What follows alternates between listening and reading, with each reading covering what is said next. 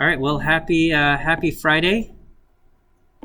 It's week 6 Friday, so we only have like 4 weeks till our last lecture of the class, I guess. Not forever. And then finals after that. In a month, you'll be on spring break. Okay. Oh, and you guys took the midterm on Wednesday, and we got together and we graded them all yesterday, and I posted your grades, and so I sent out a message, and basically I think the raw average was something around 75 or something, 74, and so I just added 9 points to everybody's score, and so the median, what was it, 84, 83? I don't remember. Okay, and then. But the distribution was fairly, it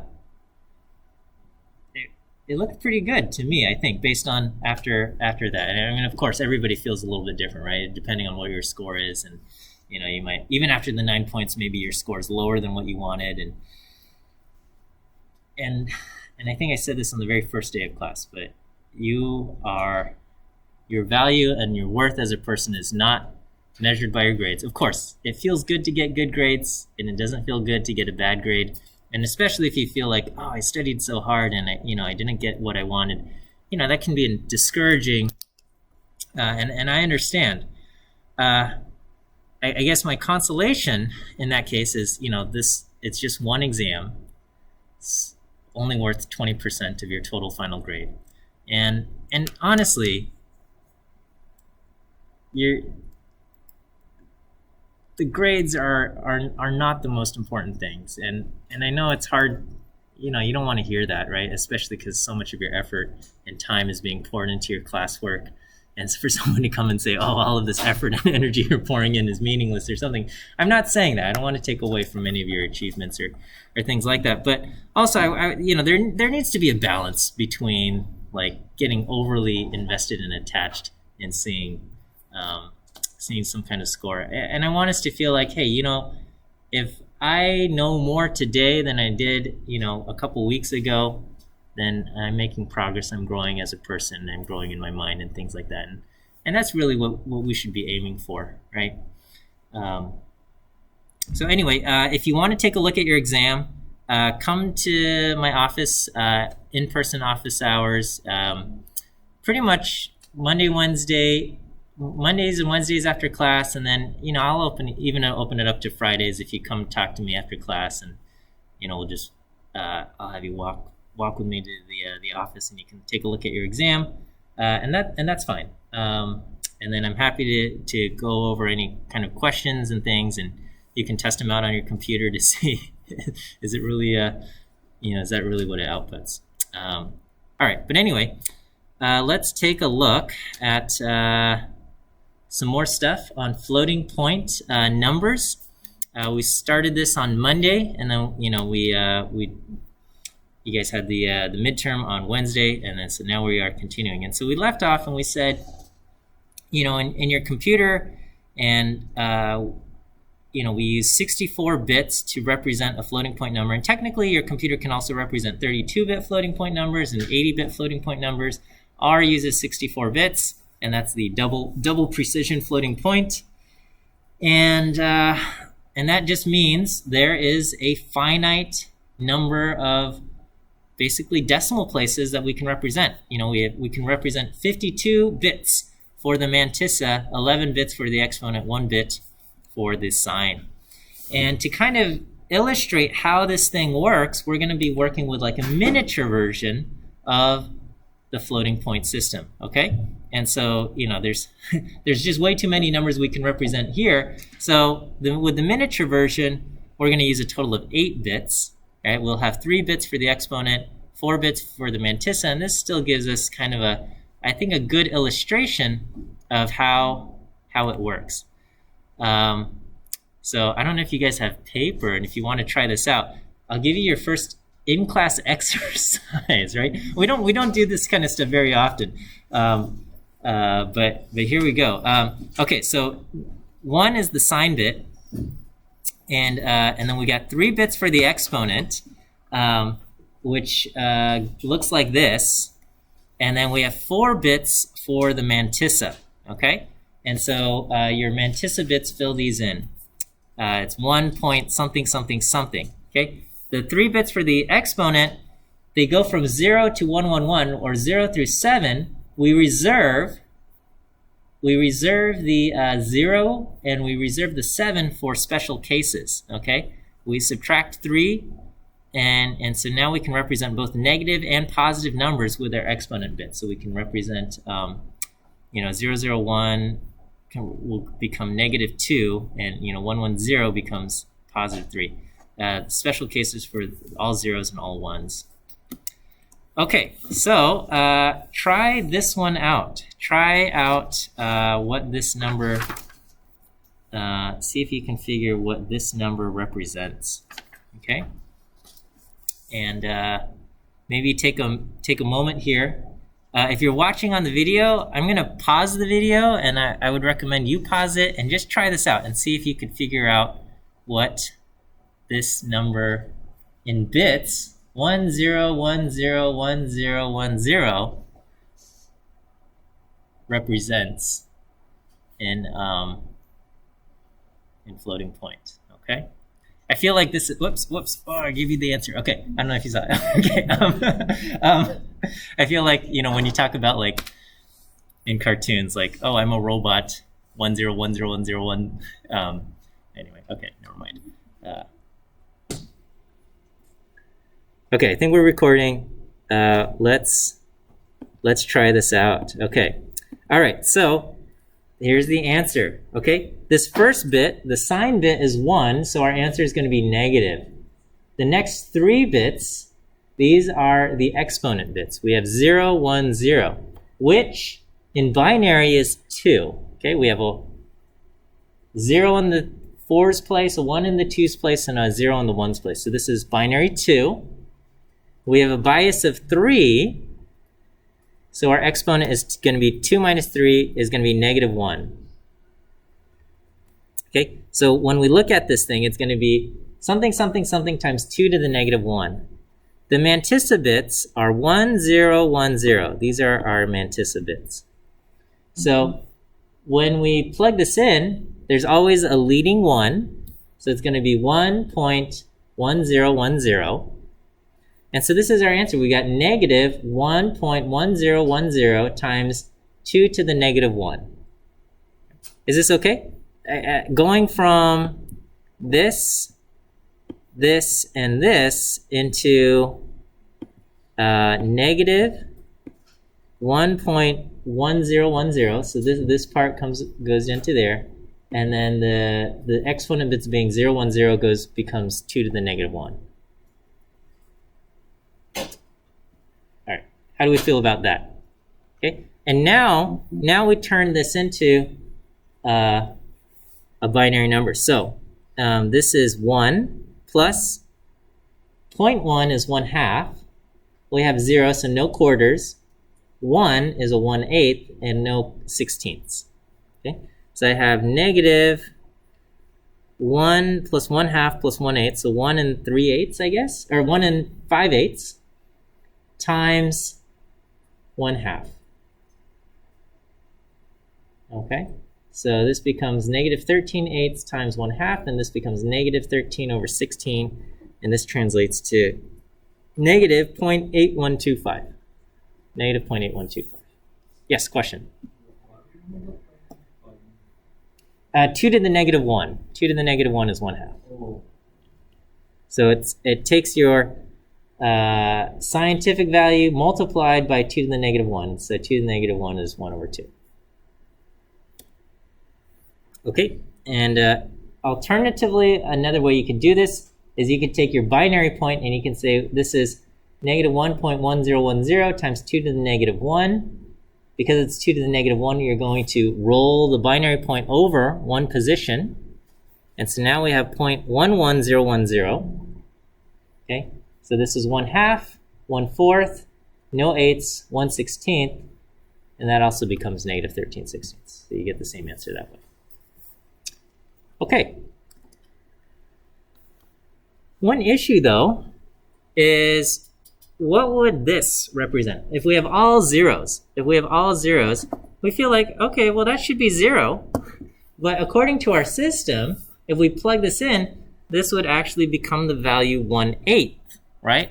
Why? Because, well, we have, if the sign bit is all zeros and we say the bias is -3, our exponent becomes 2 to the -3. And we say the mantissa bits are all zeros, and so with a leading 1, this becomes 1.000. 1.000 times 2 to the -3 becomes 1/8, right? And we actually have no way to represent 0, okay? And that's why we have the special cases. That's why we said when the exponents are all zeros, that's a special case. When the exponents are all ones, that's going to be a special case. So we have special cases for kind of a situation where we have all zeros for the exponent. Before I forget, let me go ahead and give you your first view quiz answer. Today's first view quiz answer is A. A as an apple. A as an apple is your first view quiz answer. Okay, so what we do is we have something called denormalized mode, right? So for the rest of all of the numbers, you know, it's useful to assume that the leading digit in binary scientific notation is always going to be a 1, okay? Because it's kind of redundant, because in normalized scientific notation, the number in front of the decimal point has to something be other than 0, so it's always going to be 1 through 9. And in binary, it's always going to be 1. It can't be 0, so it's always going to be a 1. And that's a useful thing to have, except when you're trying to represent 0. And so what we do is we say, well, we need to have something called the denormalized mode, right? And so so the electrical engineers, they decided, you know what, if we have all zeros in the exponent, we are going to enter a special mode called denormalized mode. And what that means is that the digit in front of the binary point, that's the digit in front of the mantissa bits, will be a 0. And to prevent a discontinuity in the number systems, in denormalized mode, the exponent bits is 1 less than usual, okay? So in our mini floating point system, the exponent bias is going to be 2 in denormalized mode. And for double precision floating point, the exponent bias is normally 1023. When you're in denormalized mode, it's 1022. Okay, so what this means is our exponent bits is 0, 0, 0. These are all 0. So we are going to be in denormalized mode. Our bias is going to be 1 less than usual. So with a bias of 2, the exponent is going to be -2. We do zeros, all zeros, and we subtract 2 rather than subtracting 3.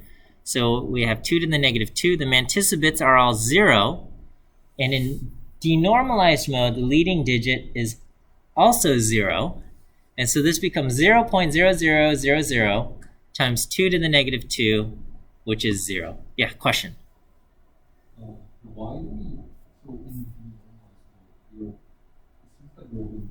2 things. One is that we're changing the leading digit to 0. Yes. And the second thing is we are changing the bias to be 1 less than the usual. Yeah, you're right. Why do we, so it seems to me that to achieve 0, we need to change the leading digit. Yeah, okay. So you're right. If I just wanted to get 0, I could just leave everything else the same and just say the leading bit should be 0. We got 0.000 and it's 0. And if I kept the bias of -3, right, of -3, and we'd have 2 to the -3, well, what happens is you get this weird kind of a discontinuity. There ends up being a jump in the numbers. You know, if you were to like go through this worksheet and try this out, and you didn't change the bias, and you calculate out what all the values are, you would find that discontinuity. But I just have to say, you know, just trust the engineers at this time, okay? And we will work through it, and then and if you were to kind of work it backwards and just say, well, you know, what if I didn't modify the exponent, and you work through all of the numbers, you'll see that there would be like a huge jump in the numbers, okay? All right, the other special exponent case is when you have all ones. All ones is the other special exponent case, and when you have all ones, that there's two values. All ones will be infinity if you have the exponent bits are all ones and the mantissa is all zeros, okay? So you have all ones in the exponent, all zeros in the mantissa, that becomes infinity, and you have a positive infinity and a negative infinity. And then if you have exponent bits are all ones and you have anything other than all zeros in the mantissa, this is not a number. This is not a number. Okay, so nan is a floating point number, and so so like in Python, if you're dealing with like NumPy and a NumPy array, all the values have to be of the same data type. If you insert nan as like a missing value, one thing you'll notice is that your array could have started off as integers, and as soon as you enter a nan, it turns it into type double, okay? And the same thing actually happens in R. It's just a little bit less noticeable. If you have a vector of integers and you insert nan, not a number, that turns it into a floating point, okay? Or type double. Okay, so this would be the smallest value that is not zero that we could represent. The smallest non-zero value we could possibly represent. Okay, the exponent bits are all zero. We're in denormalized mode, and so we're going to have 2 to the negative 2. The mantissa bits are all is 0, 0, 0, 1. Okay, 0, 0, 0, 1. And in denormalized mode, the leading digit is a 0. So what is this? Okay, well, this part 0, 0, 0, 1 is 1/16. And 2 to the negative 2 is basically 1/4. Okay, so you do 1/16 times 1/4. This is 1/64, or 0.015625. And you can see that kind of in your handout. It's the first value that's not 0, right? So right under the 0 is all zeros and a 1, and that's going to be 1/64. Okay, what is the next number I can see? Okay, the next number is we are going to count up. And so it goes from all zeros, 1, and this becomes all zeros, and then 1, 0. Okay? Okay? Again, similarly, we are still in denormalized mode because the exponent bits, the 0, 0, 0 here, these are all, we're still in denormalized mode. So this is 2 to the negative 2. This is what? This is 1/8. Okay? This is 1/8. We multiply by 2 to the negative 2 times 1/4. This is 1/32. And this is basically 1/32 or 2/64. So we've incremented. So when we are counting in our miniature floating point, we can go from 1/64 to 2/64. Okay? You cannot represent any number in between 1/64 and 2/64 using these bits. Okay? If you wanted to have like I don't know, 2.5/64 or something, you know, like 5 128ths, it's or 1.5, 3 128ths. You can't do it. Not in this system. Okay, what's the next number? The next number would be 3/64. This would be 4/64, 5/64, 6/64. Each of these things we are incrementing by 64ths. Okay, and we would keep going until all the mantissa bits are filled out with 1s. Okay, so here all of my exponent bits are still zeros, and these are all 1s. So this is the largest value that we can have where we're still in denormalized mode. Okay, and what is this? This is 0.1111, which is 1/2 plus 1/4 plus 1/8 plus 1/16. That's 15/16. And we're multiplying this by 2 to the negative 2, or 1/4, and this is 15/64. Okay, so this is the largest value we can have that's in denormalized mode. And then, what's the next number we have? Okay, well now we're going to roll up, and we're going to change the exponent from 0, 0, 0, 0 to 0, 0, 1. Okay, and so now we have 0, 0, 1. And these parts are now 0, 0, 0, 0. Okay, the exponent bits are now 0, 0, 1. And this is basically the smallest exponent we can have that's now normalized mode, the smallest normalized value we can represent. So here our bias is the usual value of 3. And with a bias of 3, the exponent is negative 2. And so now I have 1.000 times 2 to the negative 2. Okay. And so this is 1/4 or 16/64. Okay. So maybe you'll notice here, if prior to this, if I didn't have the denormalized exponent to be 2 to the negative 2, but if I had 2 to the negative 3, this would have been 15/128. Okay? And then if I switched over here and I didn't make this, and I kept this as a bias of 2 to the negative 2, we would go from 15/128 to a jump to 1/4. And that's that. So we would, if we didn't change the bias to 2 to the negative 2, but we left it as 2 to the negative 3, our increments would have been 128 rather than 1/64, and we would have counted from 0 to 15/128, and then we would have a jump from 15/128 to 16/64 or 1/4, and that's kind of a huge jump. So by changing the bias to 2 to the negative 2, we are incrementing by 64ths, and we go from 0 to 1/64, 2/64, 3/64, up to 15/64, and then the next value is 16/64, and that kind of makes sense, right? So we're still counting up by 64ths, 1/64. So here we have this, and this is 16/64. Okay, the next value is 1.0001, so that's 1 and 1/16. There's 17/16. Our bias is negative 3. So exponent 001 minus 3 is negative 2. So we have 17/16 times 2 to the negative 2. This is 17/64. Okay, so we're still counting up by 64ths.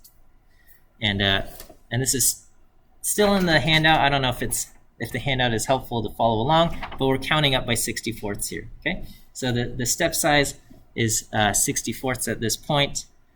And so our smallest bits increment by basically 16ths, okay, right? We have 4 bits here, so we're counting up by 16ths. The exponent being 2 to the negative 2, we're counting up by 64ths. So we go, the next value is 18/64, 19/64, 20/64, 21, 22, and we keep going until we fill this all out with 1s. And so this is, here we are, this is the largest value we can have where the exponent bits are 001. Okay, and here we have all 1s here. So what is this? This is 1 and 15/16 times 2 to the negative 2. This is 31/64. 31/64. Okay.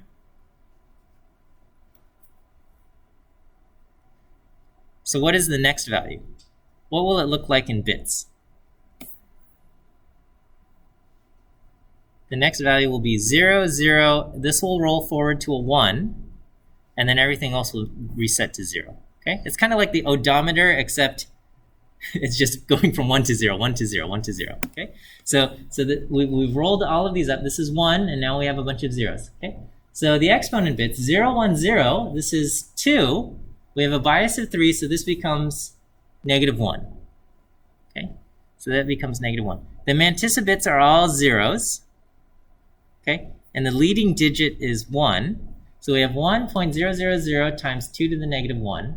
Okay? And we are at 32/64. So we've counted up from 31/64 to 32/64. Okay?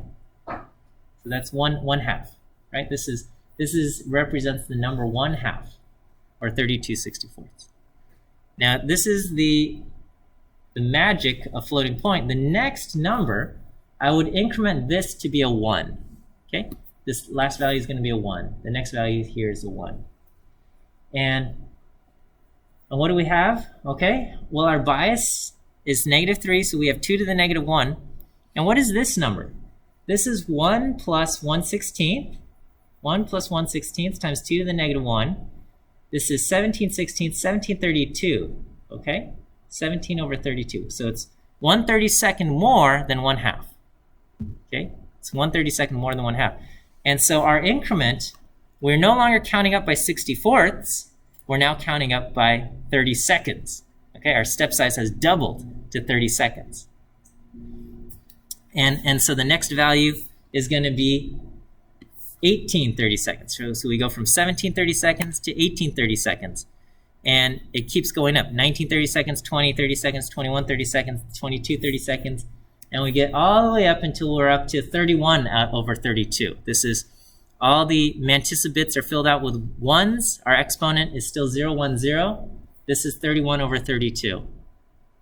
And then the next value after that will be what? Will be 0, 1, 1, 0, 0, 0, which is equal to 1. Okay? This 0, 1, 1, the exponent bits are 3. Our bias is 3, so our exponent is 0. So that becomes times 2 to the 0. The mantissa bits are all zeros. The leading digit is a 1. So this is basically 1 times 2 to the 0, which is just 1, or 32 30 seconds. Okay?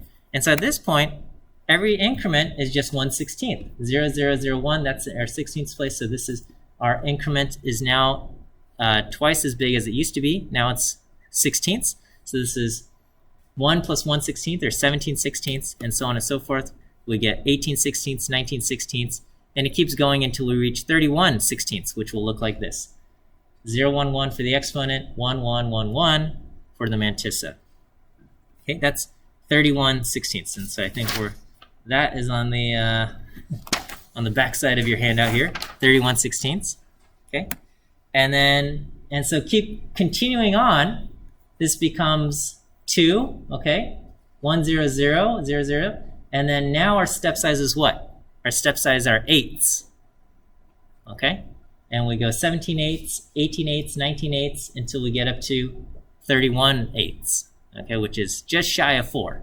Okay, so we have 2 and 7/8 is what we have, and then the next value becomes 4, and then now our step size is quarters, and we keep counting up: 16/4, 17/4, 18/4, 19/4 until we get up to 31 over 4.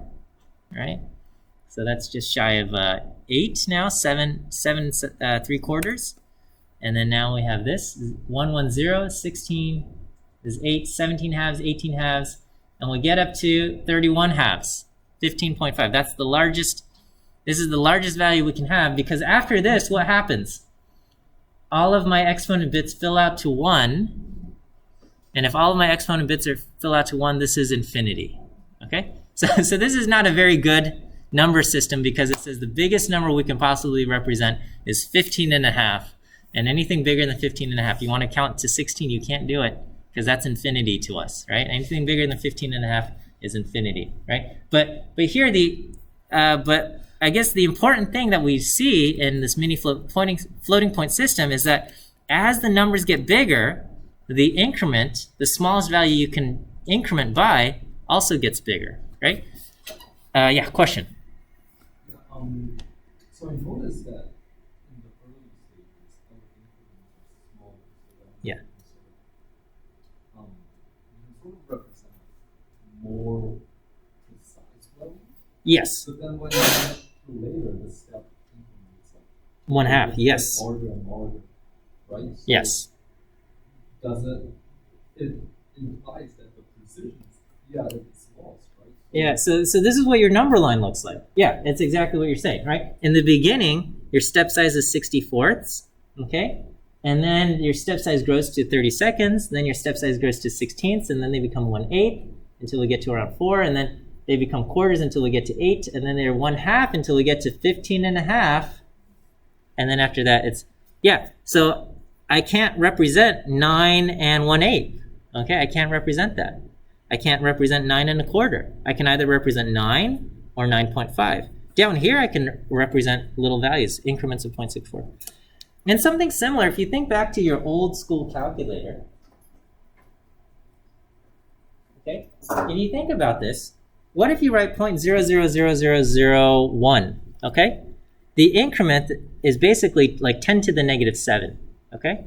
But can I represent 100.000001? I cannot, not on this calculator, because I have 8 digits, right? So if I only have on the calculator, I can go I can have 0.00000001. That's okay, because that fits on my 8-digit screen.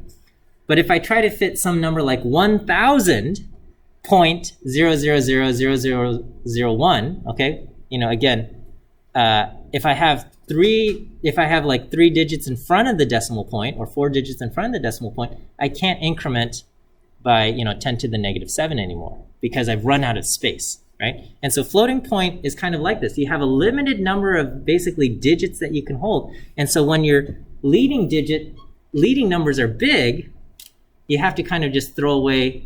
You can't have that kind of precision anymore, all right? So it's a lot more noticeable in a miniature floating point system, and that's why we kind of use this. But the same ideas of not being able to increment by small values once you're out here holds absolutely true for the bigger system. It's a little bit lost because you have so many digits and it's hard for a brain to think about 16, 17, or 52 bits. But if we see it very small and we say, okay, I can increment by 64ths out here, no problem. I can't increment by 64ths out here.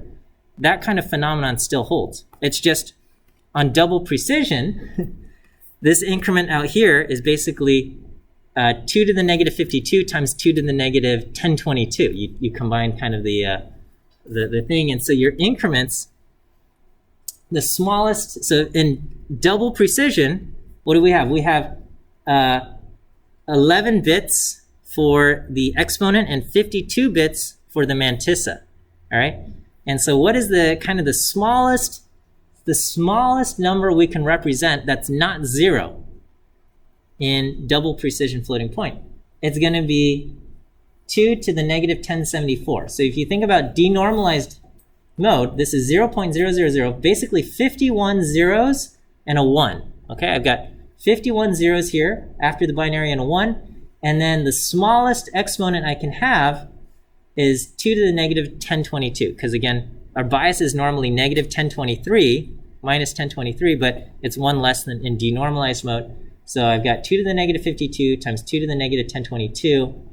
I get 1 times 2 to the negative 1074. So this is the absolute smallest number I can represent. This is 4.94 times 10 to the negative 324. I'm sorry, what did I say? 2 to the negative 1074. So 2 to the negative 1074, this is represented in floating point, and we can do that. If we try to ask for anything smaller than this, we're going to get 0. If you take this number and you divide by 2, it says it's 0. Okay, the computer cannot represent, with 64 bits, it cannot represent a number smaller than this. Okay, all right, is that all right? Okay, so what's the next, what is the smallest normalized value I can represent? The smallest normalized value will be basically all zeros in the mantissa, and I've got a leading 1, and the exponent is, I've got 11 bits for the exponent, so it's all zeros and a 1 here, okay? So, because we don't want to be in denormalized mode. So the smallest normalized value is going to be 1 times 2 to the negative 1022. 2 to the negative times 2, 1 times 2 to the negative 1022 is this, 2.2 times 10 to the negative 308, okay?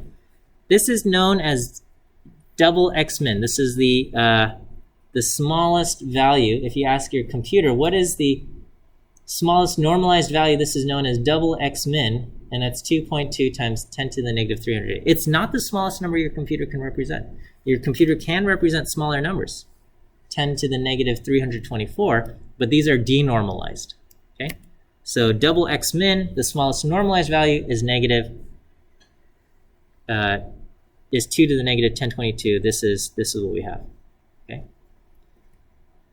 What's the next smallest value you could represent? So the value that is just the tiniest increment, okay, would be 1 point, and then again, I've got 52 bits, so I'm going to have 51 zeros, and the last bit is a 1, okay? This value, 1 plus 2 to the negative 52 times 2 to the negative 1022, this is a distinct value from 2 to the negative 1022, okay? So the computer is able to recognize that this value is different from this value. Okay? This would be the difference between in kind of floating or miniature float, it would be the difference between 1/4, 16/64, and 17/64. Okay, we can increment by basically 2 to the negative 52. Okay, and that quantity 2 to the negative 52 is known as our machine epsilon. Our machine epsilon. We can. So if you ask your, what is the machine epsilon, it's 2 to the negative 52, which is around 2 times 10 to the negative 16. Okay? So when we talk about your computer, it can show around 16 decimal places of precision. It's kind of coming from this concept of machine epsilon. Right? And basically, this is the smallest value you can add to 1, and it will be distinct from 1. So here I have x is 1. And if I do 1 plus 2 to the negative 2, 1 plus 2 times 2 to the negative 52 power, I get this. And if we ask, what's the difference between x and y? Or I say, is x equal to y? These are distinct values that says x is not equal to y. Here I've got 1, and over here I've got 1 plus 2 to the negative 1 plus 2 to the negative 52, and those are distinct values. Okay? The computer can distinguish between these two things, and these two things come back and say they are equal. Now, normally, here I have my number of digits being printed to be like 16 or 17, and so this shows up. A lot of times, again, you remember those examples I showed you on Monday where you have 0.3 and 0.3 and they look like they're the same. A lot of times you're only printing out like 7 or 8 digits, and the top number would look like 1 and the second number would look like 1. And you get confused. Why are these things not equal to each other? Well, the computer is actually saying these things are different, and it recognizes differences as small as 2 to the negative 52. Okay? If you tried to add something smaller than 2 to the negative 52, the computer can't do it. Okay? Now, is the computer able to represent 2 to the negative 53? The computer is able to represent 2 to the negative 53 in denormalized mode. In denormalized mode, the computer can represent 2 to the negative 53. But in normalized mode, you've got, but if you try to add 2 to the negative 53 to 1, it can't do it, okay? Because if you think about what does 1 look like, okay, this is how 1 looks like. It's you have to have your exponent has to be 1023. So it's 0, 1, 1, 1, 1, 1, and you subtract off the bias of 1023 to get 2 to the 0, and then your mantissa bits are all 0. This is how we represent the number 1 in floating point. Okay. Then what's the next number that we can represent that's bigger than 1? 1 plus machine epsilon. It's all we have the same exponent, and my mantissa is all zeros except this last number is a 1. This is 2 to the negative 52. So we can represent this. 1 plus 2 to the negative 52. We can represent this number is different from this number in the computer. Okay?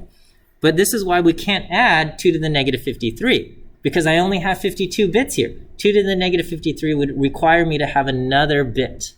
Okay, and I only have 52 bits, so I can't squeeze in 2 to the negative 53. I can add on a 1 here for 2 to the negative 52, but I can't add on 2 to the negative 53. All right, is that good?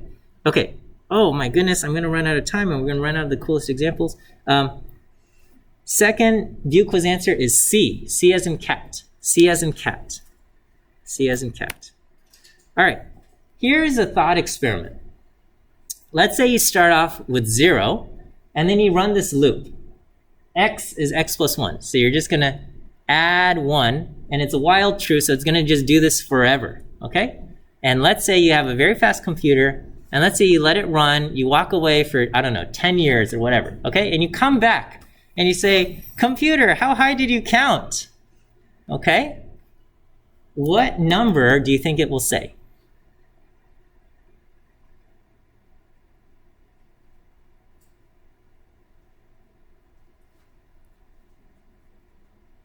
2 to the 50, oh my gosh, you got it, right. All right, it's actually going to get stuck at 2 to the 53. It's going to get stuck at 2 to the 53. It's not going to count to infinity, or quote unquote infinity.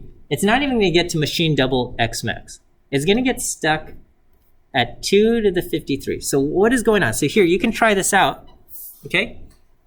Here I just have slides. So this is getting very close to 2 to the 53. Okay, 2 to the 53, I think, is this value right here, 9007199, etc. So if I start off here, I can add 1, and it increments to, the ending goes from 990 to 991, no problem. I can add 1, and it increments from 991 to 992. But if I try to add 1 here, it doesn't increment. It stays at 992. Okay? And the reason why is because we've gotten to the point, basically, I'm trying to go from here to here, but based on the exponent bits, I can't adding a 1 would require me to add basically 2 to the negative 53 rather than 2 to the negative 52, right? So at this point, there's not enough bits to represent the quantity between this value and the next value represented. So at this point, I can add a 2. Okay, the step size has now incremented to 2. So I can't add 1 to 992, but I can add 2, and I can get to 994, right? So it seems strange, but your computer cannot represent the number 90071992547409993. It just cannot represent that number, and it feels strange, but if you try to type that into the computer and you store it as X or something, I think it's gonna round off to the 4. Okay? It's just gonna say, you want this number? Sorry, you're gonna have to get this. You're gonna have to accept this number instead, or maybe it'll do this one. I don't remember internally how it chooses whether to go to the 2 or the 3, but basically it can't represent this number but with a 3. It just can't. Okay? And that sounds strange, but it can't. Okay? And we can keep counting up, all right? So at this point, the largest possible value we can represent on the computer, this is called machine double X max. This is the largest value we can represent that is not infinity. We have basically all 1s in the exponent except for the last one. It's 1111110. It's not all 1s because that's going to be the infinity. And we have all 1s in the mantissa, okay? And so this is basically 1 plus 1/2 plus 1/4 all the way up to 2 to the negative 52 times 2 to the 1023. And that becomes 1.797 times 10 to the 308, right? And at this point, your step size is quite a big number. I think your step size is like 2 to the 970 or something like that, okay? That's, you can't have smaller increments than that, okay? Or 2 to the 971. So huge increments, but that's what we have. And so this is machine double X max. If you try to add anything, say 2 to the 969, okay, I think your step increment is 2 to the 970. If you try to increment by 2 to the 969, it can't do that, right? You say 2 to the 969, that's a huge number. But the computer can't tell the difference between this number plus 200 to 2 to the 969. It comes back and says, here's A, and here's X is going to be A plus this number, okay? And it comes back and says A and X are exactly the same, even though you tried to add 2 to the 969, right? 2 to the 969, huge number. You try to add that to A, and it says, nope, still A, still equal, okay? Now, if you try to add 2 to the 970, it says, uh-oh, it's infinity now, okay? So this is the absolute largest value you can represent on the computer, right? So, what can we do? So we ran into problems where we said, well, is 0.1 plus 0.2 equal to 0.3? And it says it's not. And again, there is you get these weird approximations that don't just add up to each other. So you can use all equal instead, okay? And so that all equal, if you say is 1 equal to 1 plus 2 to the negative 52, that comes back false. But if you say, are these all equal, using all equal, approximately equal, this will come back and say true, okay? And I think at 2 to the negative 26, it still sees them as equal, but 2 to the negative 25, these things are no longer true. And we have that, okay? I've got this thing on catastrophic cancellation. You can read these notes, but that's what we have. Let me give you your last view quiz answer. Last view quiz answer today is D. D as in dog. D as in dog. Okay, we'll end there. Have a great weekend. Enjoy the Super Bowl. We'll see you guys on Monday, Valentine's Day. So we'll see you guys then.